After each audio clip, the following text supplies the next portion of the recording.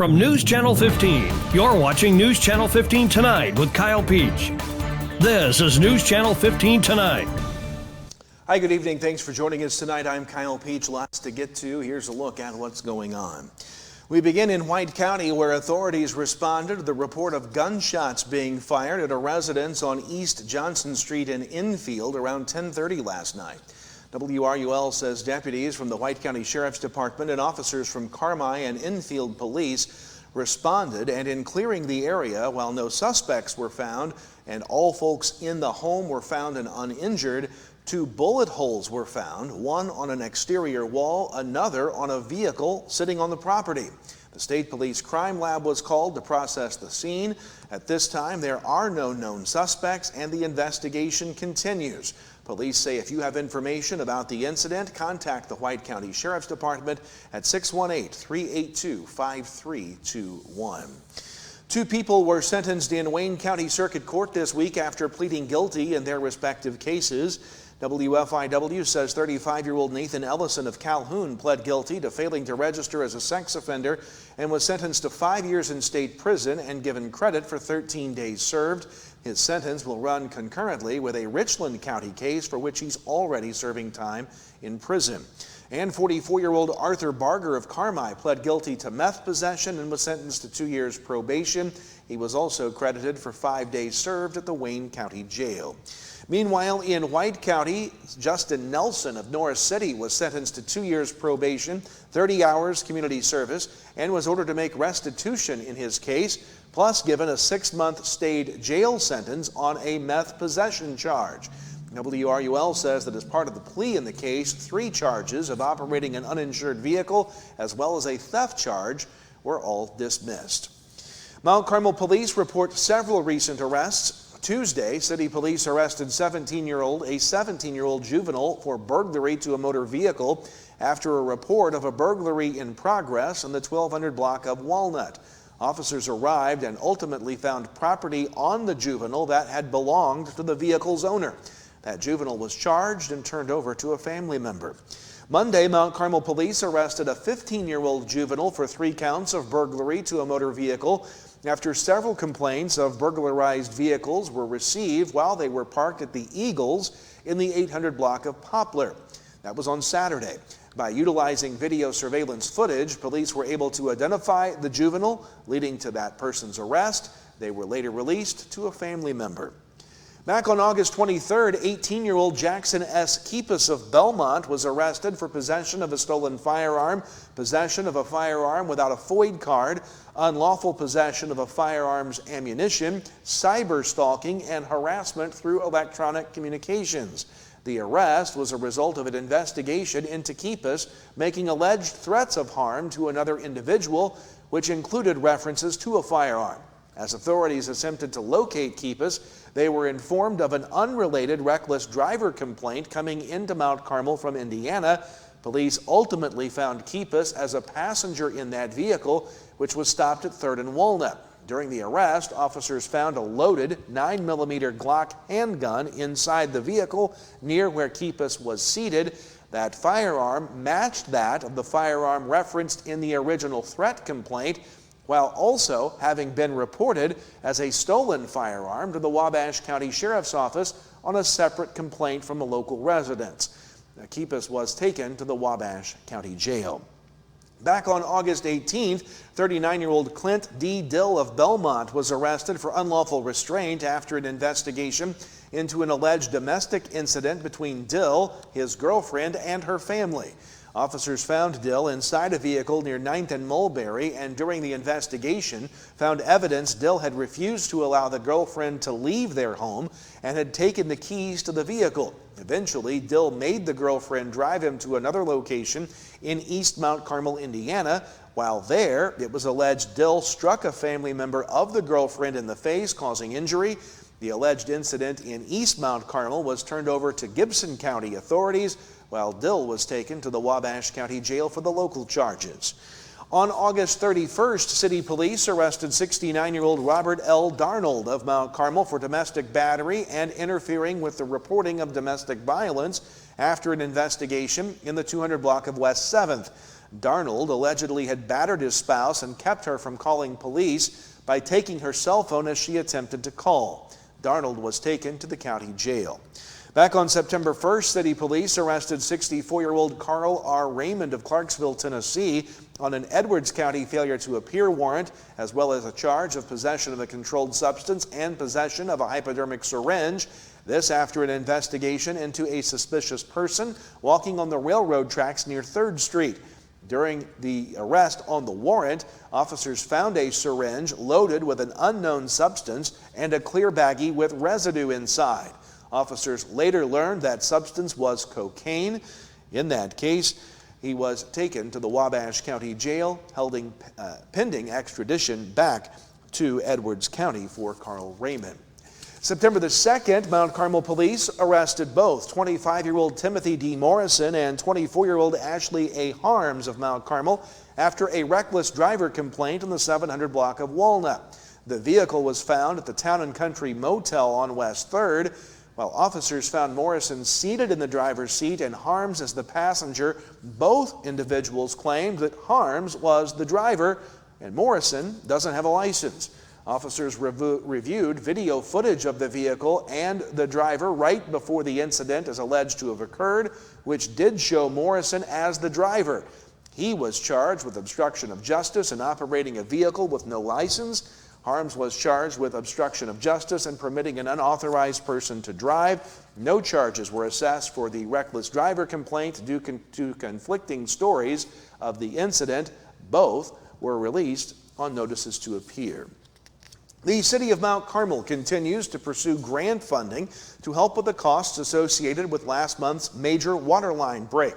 City Administrator Ryan Turner says it looks like the city is eligible for a $150,000 grant from the USDA, and they'll pursue it. Turner noted that it is not an issue of the city not having the funds to cover the cost, but said it's simply the fiscally responsible thing to do.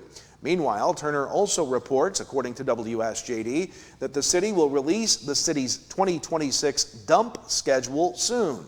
He noted there was some confusion as to when the city dump is open, especially around the holidays. Turner says a good rule of thumb is when the city has a Monday holiday, the dump will be closed the Saturday before. Meanwhile, Mount Carmel's Market Street MTC, a nonprofit organization, has announced that mural projects will be coming in the future to Market Street. The first of the professionally commissioned murals is already in progress, thanks to the local nonprofit's new Murals and Art team of community volunteers. They say be looking for fresh and exciting changes soon on Market Street. Wabash General Hospital has awards for employee satisfaction. WSJD reports that satisfaction is evident in employees not leaving the hospital. Nationally, the employee turnover rate at hospitals is some 20%. But at Wabash General, that rate is 0.42%.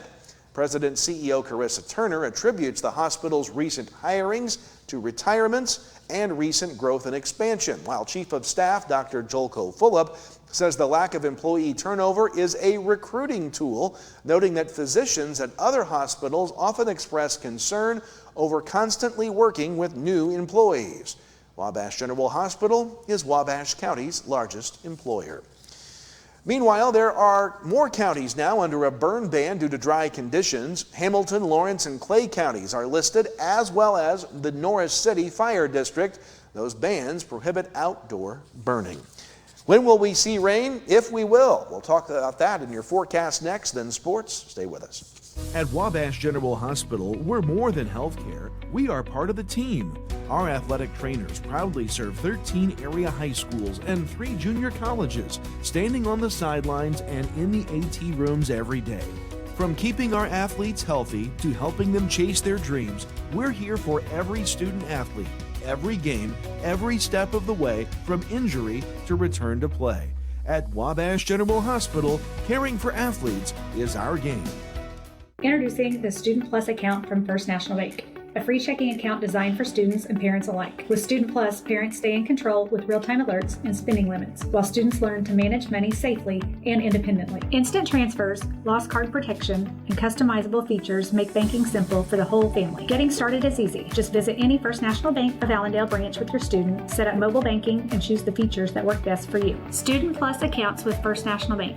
Parents choose the controls, students learn responsibility. Welcome back. Time to talk weather here tonight. We could just replay last night's weather segment. Not much has changed except it's getting warmer. Clear skies on the radar out there tonight. Nothing to speak of rain-wise. We're not going to see rain, unfortunately, for some time, going to further exacerbate the drought conditions that we're seeing out there. Checking numbers out today, 88 degrees for our high this afternoon. Warmer than yesterday, 4 degrees above the normal. 64 was our low this morning, also above the normal for this time of year, and we're going to stay above normal through at least the middle of next week. Putting the maps in motion, you're not going to see a whole lot here tonight, a little passing cloud or two, but that's not all you're going to see as we go through the day tomorrow. A few passing clouds at times throughout the day, but no precipitation with any of those clouds that we're going to see. Partly cloudy to mostly sunny days expected right through the weekend and into early next week. Temperatures for tonight, clear skies, near 60 for the overnight low. A little cooler than that, upper 50s, but still above normal to the north of Highway 50. Highs tomorrow, warm. At least the humidity is not going to be too bad. Highs near 90 or the low 90s wherever you are on the map. Sunshine, plenty of it. As we go to bed Friday night into Saturday morning, expect clear skies once again, low 60s for the overnight lows. On Saturday, the sun is back and the temperatures are warmer, mid-90s, 95 Hamilton County and McLeansboro and White County with Carmel, low 90s everywhere else, and it gets warmer still. We'll be in the mid-90s on Sunday, 96 next Monday and Tuesday. Welcome back to summer. 95 next Wednesday, 93 next Thursday, and still no mention of rain. Yuck, it's going to be warm. That's your forecast. We'll talk sports next. Summer savings are here at Steve Faulkner Automotive. Get a 2025 Explorer up to $5,100 off. And get a new 2024 F-150 up to $13,600 off. See them all at SteveFaulknerAutomotive.com. Get hot summer savings at Steve Faulkner Automotive. Get a 2025 Grand Cherokee L lease for $433 a month, or a 2024 Dodge Hornet up to $12,330 off. Come in and get yours today and go to SteveFaulknerAutomotive.com. 811, if you're not familiar with that, it's a Julie program in the state of Illinois. It's actually nationwide, but that's a free service. The utilities take care of that. Customer wanting to dig or plant flowers or fence posts or something like that, call that service, give us 2 business days, that's the law, 2 business days notice. We'll come out and we'll locate all the underground utilities in your area and make sure that you know where you're able to dig and you can dig safely, and we're protected and you're protected that way. Welcome back. Time to talk sports. Can you believe it's week 3 of the high school football season? Hard to believe. Here's a look at our team's schedules. In the Little Illini, Mount Carmel hosts Robinson. Olney is at Lawrenceville. Marshall hosting Paris. Saturday, KZ hosts Newton. That Mount Carmel game will be on the My 15 News YouTube page tomorrow night. In the Black Diamond, Edwards County hosts Johnston City. Carmi hosts Hamilton County. Fairfield at El Dorado. Flores at CZR. And Red Hill is at Cesar-Valier. One other game, Salem is at Mattoon. High school volleyball last night at the NCOE Invite. Hamilton County beat Grayville 2-1.